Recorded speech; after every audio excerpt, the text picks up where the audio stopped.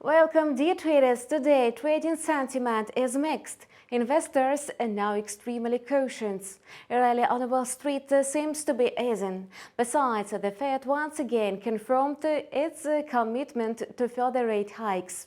After studying the Fed's meeting minutes, traders assumed that the regulator could hike the key rate less aggressively in September, so they priced in a 50 basis point rate increase.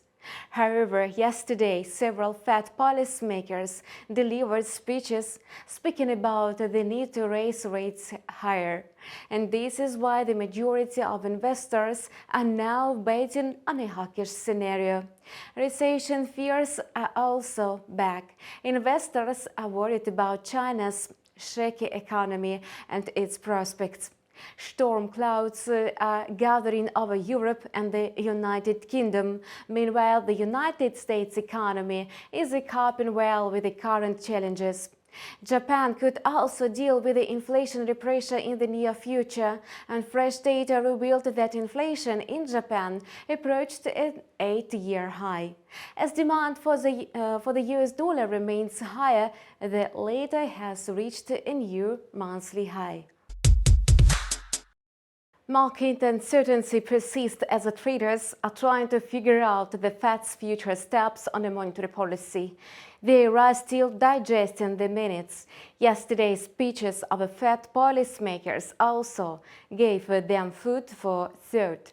However, the minutes did not stir up volatility, although their tone was somewhat hawkish. While traders are assessing fresh macro stats, the likelihood of a 75 basis point rate increases. Interest rates are expected to climb to at least 3.5%, although some Fed officials are backing 4% or more. The labor market or inflation is unlikely to slow down enough so that the Fed could declare victory over inflation. Some analysts believe that the regulator will have to shift upward its inflation outlook. Perhaps the forecast and the dot chart will be revised upwards at the September meeting. The situation in the bond market is quite disturbing. The 2-year government bond yield is 33 basis points lower than the 10-year Treasury notes yield, which signals a recession.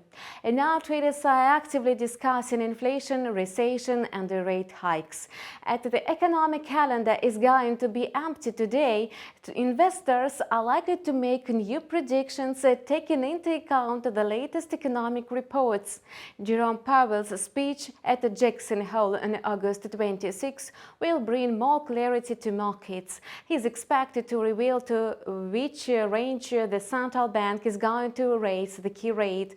Apart from that, the inflation report is due on September 13. The non-farm payrolls report for August is on tap on September 2.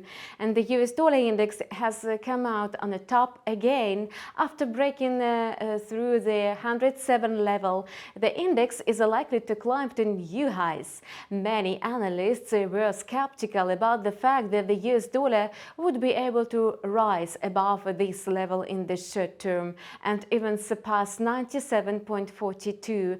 The US currency tested this level after the July Fed meeting. The question is which levels the greenback could reach in the near future. Demand remains high. Fresh macro stats support a bullish bias. However, many FX strategists believe that the US dollar has already reached the peak of the cycle, or it is on the way to hitting it. Nevertheless, some analysts reckon that the greenback will hardly approach its peak in the near future. Only potential recovery of the global economy may undermine this rally. Yet the risks of a global recession are only intensifying, which is bullish for the US dollar. Volatility is high now. The US dollar is growing rapidly, and therefore the bulls could push the US dollar index to new highs. The yen is facing strong bearish pressure today. In the Asian session, it declined by almost 0.5% against the US dollar. The dollar-yen pair managed to break through the buyers' short-term target levels.